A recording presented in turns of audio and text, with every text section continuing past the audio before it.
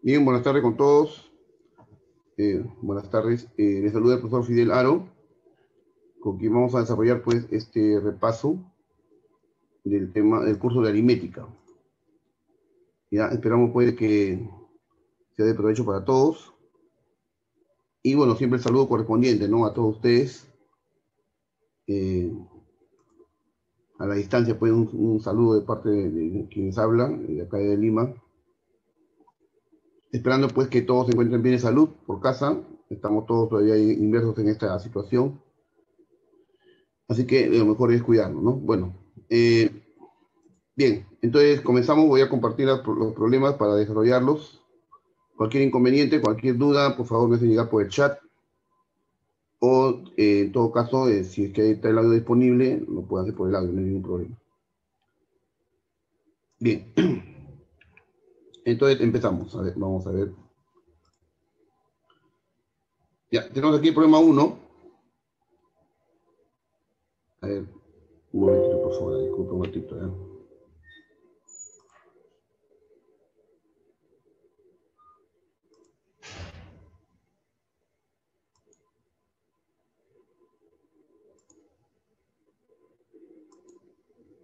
Ah.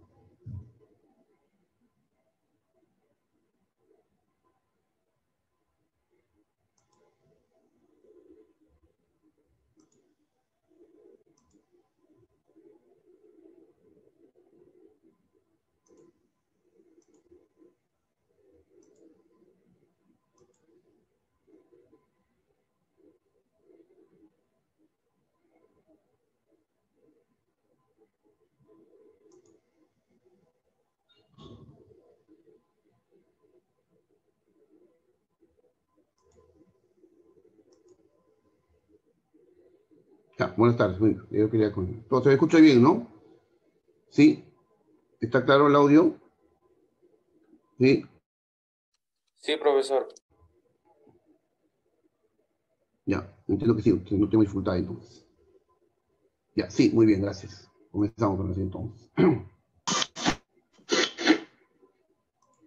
Ya, entonces estoy corriendo acá la diapositiva. Ahora sí comenzamos con el problema número 1. Nos dice que el promedio armónico de 10 números. A ver.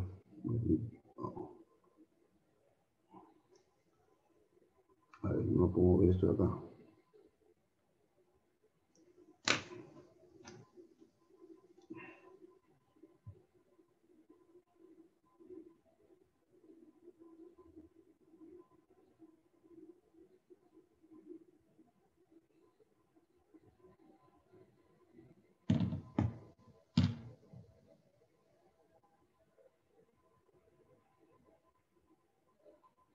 Ya, el promedio armónico de 10 números es 5, dice, ¿no?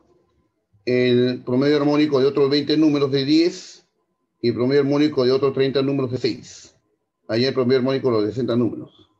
Bueno, recordemos que el promedio armónico es la cantidad de datos entre la suma de inversa de los datos. Como inicialmente nos dice que el promedio armónico de 10 números, entonces arriba sería 10, entre la inversa de los números de los 10 números. Entonces haríamos acá la inversa de A sub 1 y así hasta la inversa de A sub 10. Así es como representaríamos la media armónica de 10 números, ¿correcto? 10 porque son 10 datos entre la suma de los inversos de los 10 datos. Eso por información del problema es 5, ¿correcto? De la misma manera nos dice que la media armónica de otros 20 números, bueno, si son 20 números ahora, sería pues arriba 20, la cantidad de datos, entre la suma de las inversas de esos datos. Bueno, llamémosle la inversa de B sub 1, la inversa de B sub 2, hasta la inversa de B sub 20. Así. Entonces, si tenemos la inversa de estos 20 datos, de otros 20 datos. Esto por información del problema es 10. Y luego nos dice la media armónica, bueno, tenemos hasta ahí 30 datos, y lo dice el promedio armónico de otros 30 números. Bueno, entonces si son otros 30 números, su media armónica sería 30, que es la cantidad de datos, entre la suma inversa de esos datos, llamamos la inversa de T sub 1 hasta la inversa de C sub 30. Y esto por información del problema es 6. Lo que nos piden hallar es la media armónica de los 60 números, ¿no? Claro, se refiere a los 10, 20 y 30 que nos han mostrado aquí. Bueno, la media armónica de los 60 números entonces será arriba 60, entre la suma de las inversas de los 60 números. Se refiere a la suma de las inversas de A sub 1 hasta el A sub 10, que son los 10 primeros, más, a ver,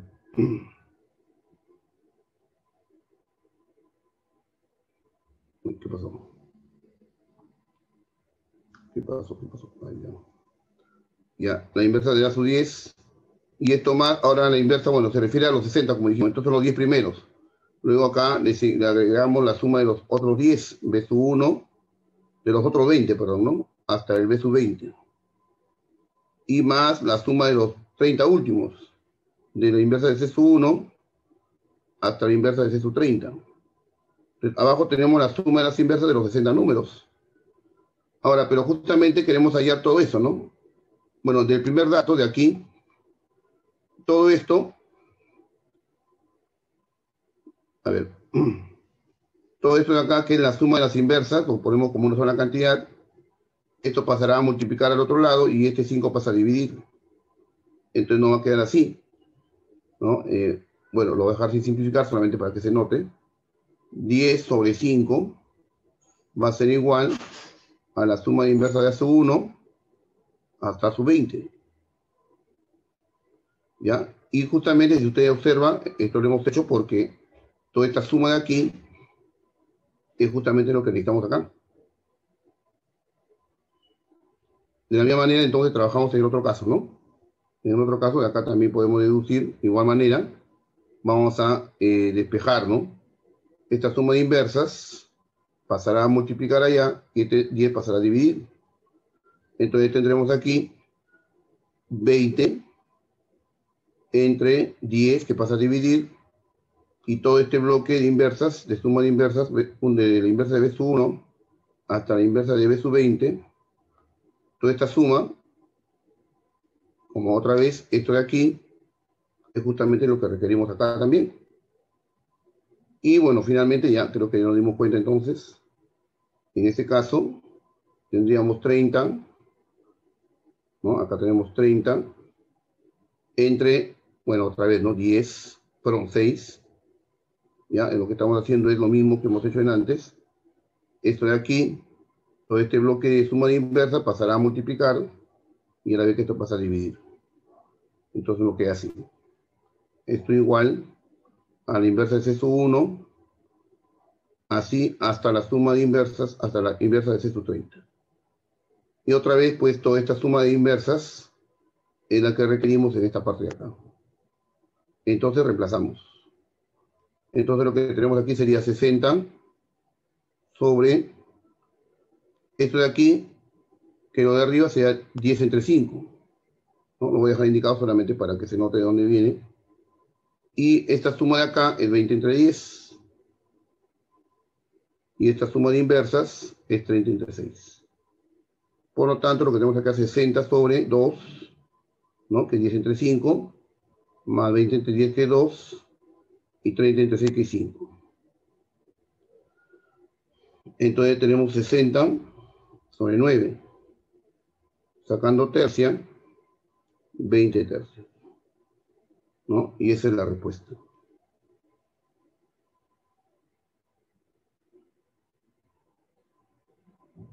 Bien. Pasamos al problema siguiente, entonces. Problema 2.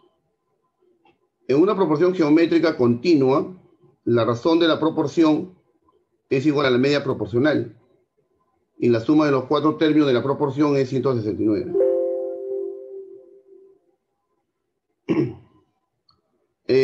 Determinar la diferencia de los extremos. Recordemos que una proporción, una proporción en general es la igualdad de dos razones de la misma clase. Bueno, en este caso nos especifica es una proporción geométrica, por lo tanto se igualan dos razones geométricas, dos divisiones. El hecho de que sea continua significa que estos dos términos medios deben ser iguales. ¿Correcto? Y se le llama a ese término central la media proporcional. ¿Correcto?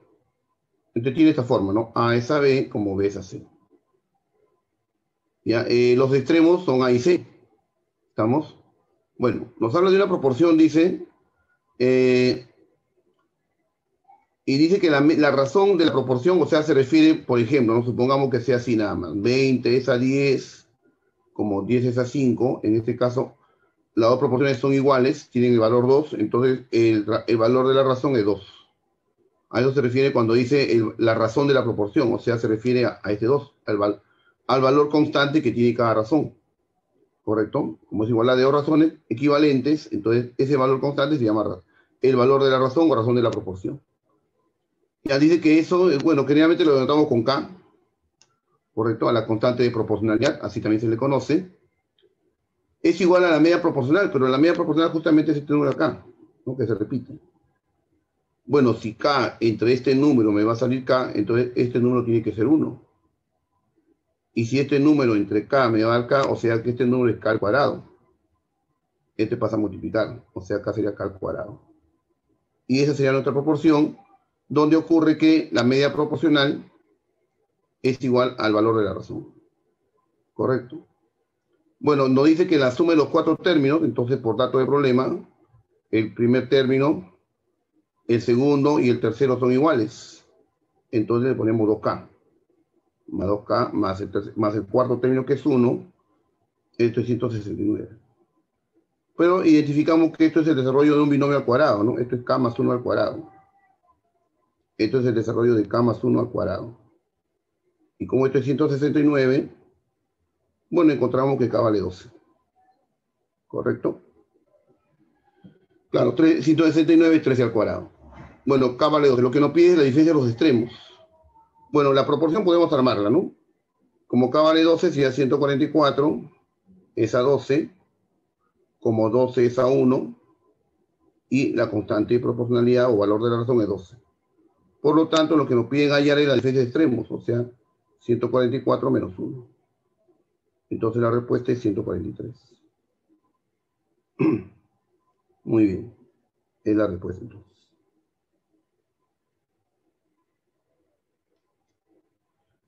Correcto. Pasemos al siguiente problema. Ya, aquí nos dicen que U es la factorial de X, como N es la factorial de X más 1, como... A ver, me mata eso, ¿no? Como U más N más C, bueno, y 1 más N más C dice que es igual a 41.439. Bien, veamos entonces. Acá tenemos, bueno, U es factorial, esa factorial X, bueno, dejámoslo así como está.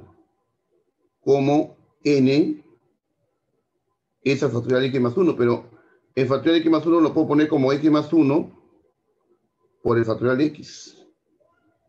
Correcto, es como decir factorial de 6, como sabemos que factorial de 5 es el producto de 5 por 4 hasta 1. Factorial de 6 lo puedo poner como 6 por factorial de 5. 6 por factorial de 5, ¿no? Que es todo esto. Ya, entonces se puede poner así. Entonces, en general, si tengo el factorial de un número m, lo puedo poner como m por el factorial de m menos 1. Ya, eso que estamos aplicando aquí. El factorial de x más 1 lo puedo poner como x más 1 por el factorial de x, ¿no? Porque esto de acá reemplazaría al producto de los números hasta 1. De la misma manera, en el siguiente tenemos c.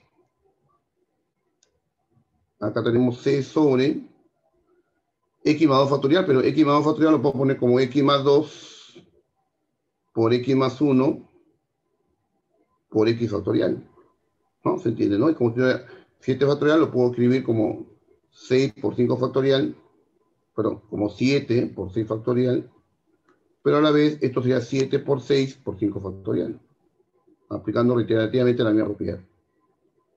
Ya, entonces, ¿por qué hemos hecho esto? Porque ahí notamos que los tres consecuentes, recuerden que son razones que se igualan y se llaman antecedente y consecuente al primer y segundo término. En los tres consecuentes se cancela el factorial de x. Obviamente acá me queda uno.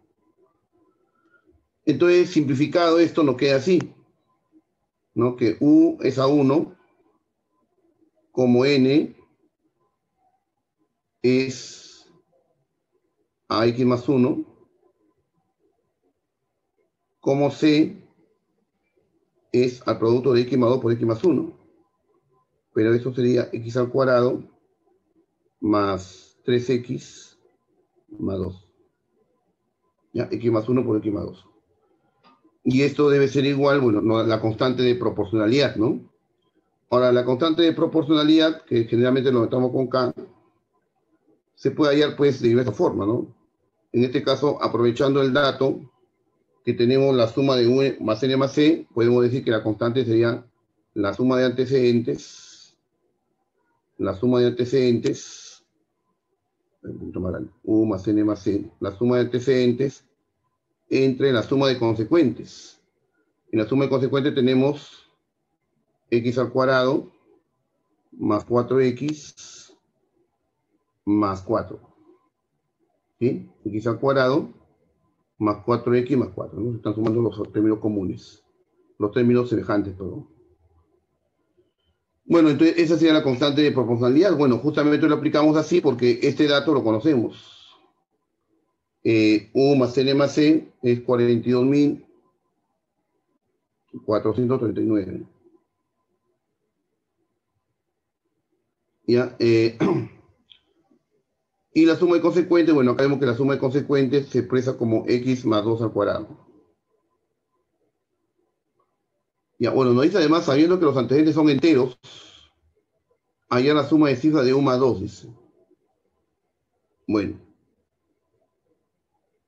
Entonces acá tenemos x, entonces lo que tendríamos que hacer aquí entonces sería factorizar este número, ¿no? Tendríamos que factorizar a este numerito 42.439, porque nos dice que los antecedentes son enteros. Bueno, entonces este antecedente u, como debe ser entero, y es 1 por la constante, entonces la constante debe ser entera.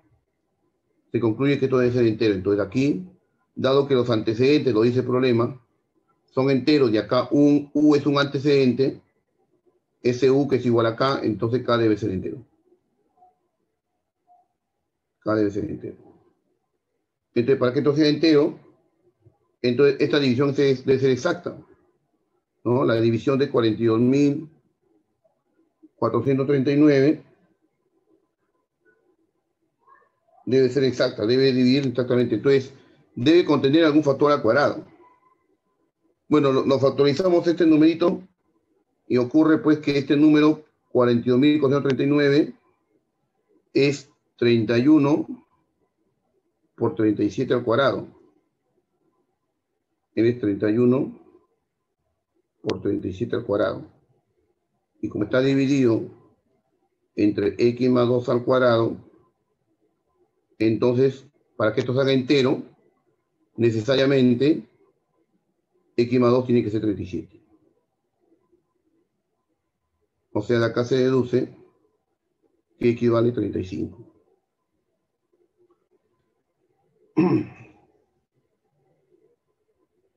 Bueno, la constante de proporcionalidad entonces sería 31. ¿Correcto? Porque 37 al cuadrado se cancelaría. Bueno, pero si ya tenemos L, entonces ya podemos conocer U. Porque se supone que U es igual a K. Bueno, es igual a K, no es que se suponga. U es igual a K. Por eso que hoy dijimos que K debe ser entero, dado que es eh, un antecedente y los antecedentes son enteros, K es entero. Pero al final llegamos que esto es igual a 31. Bueno, pero la pregunta es cuánto vale la suma de cifras de U más 2. Entonces tenemos U más 2. U más 2. U más 2 será entonces 33. Por lo tanto, nos piden 3 más 3. 3 más 3 es 6. Y es la respuesta.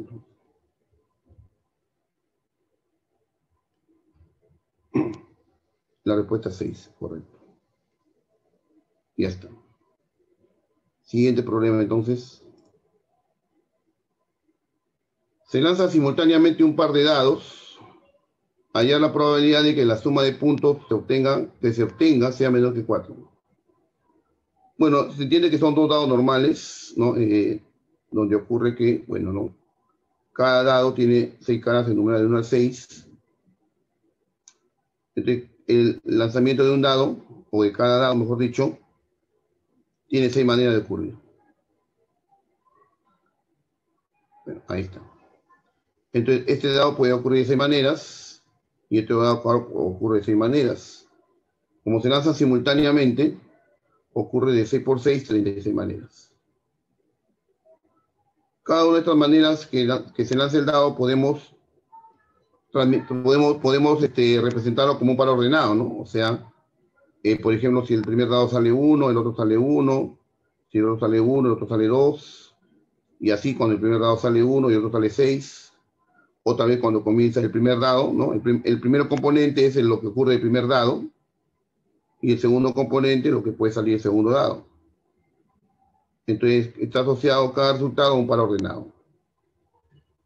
Entonces, como podemos ver, acá tendríamos 36 pares ordenados, ¿no? Porque acá 6,1, 6,2, hasta 6,6.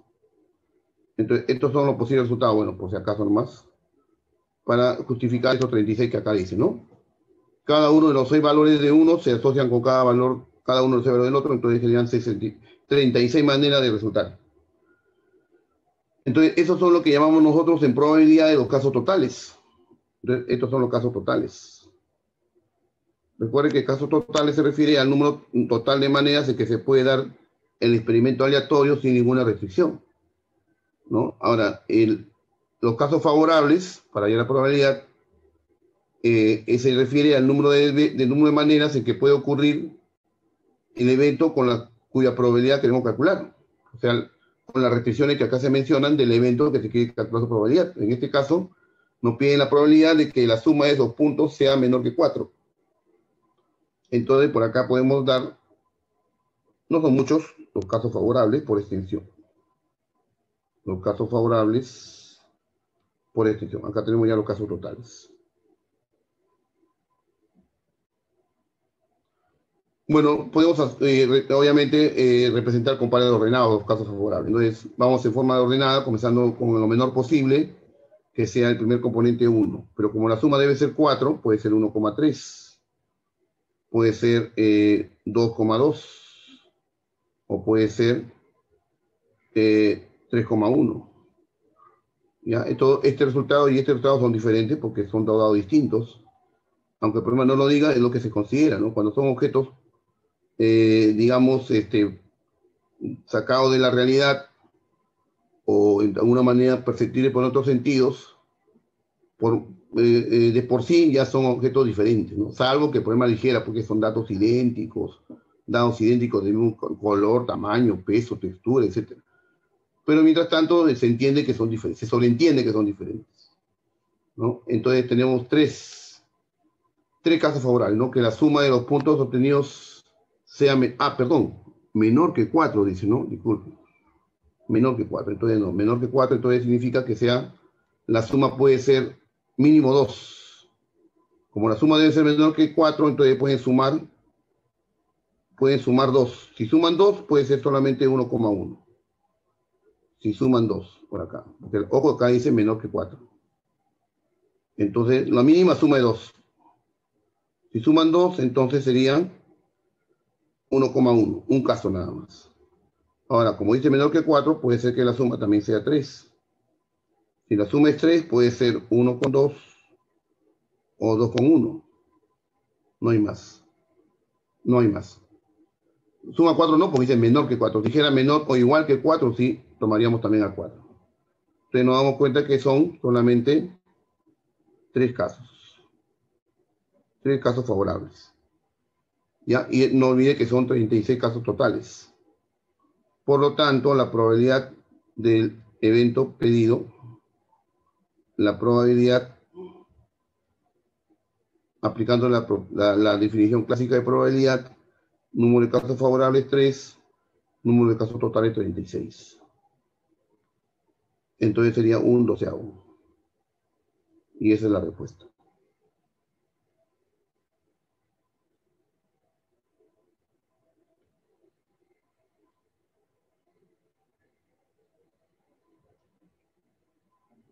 Ya está.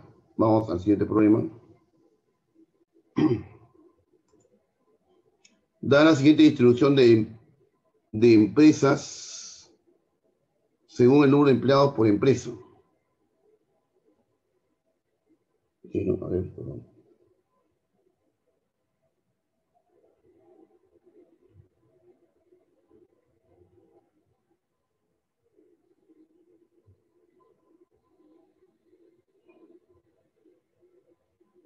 Sí, ¿no? Distribución de empresas según el número de empleados por empresa. Ya. Ya, dice, bueno, lo que nos muestra aquí en la tabla de distribución de frecuencias es, se han distribuido la cantidad de empleados, ¿no? A los empleados en todo caso, por intervalo de acuerdo a, se ha distribuido a las empresas de acuerdo a su número de empleados. O sea, nos está informando que hay 10 empresas que tienen como cantidad de empleados más o igual que 10, pero menos de 20. ¿No? Por ejemplo, acá en el tercer intervalo nos informan que hay 40 empresas cuya cantidad de empleados es mayor o igual que 30, pero menor que 40. Bueno, nos termina de determinar el número de empresas cuyo número de empleados está comprendido entre 28 y 45. Notemos que los valores de 28 y 45, los valores de 28 y 45 están incluidos en el tercer intervalo, perdón, segundo intervalo y tercer intervalo. Entre ellos dos no más en cuenta.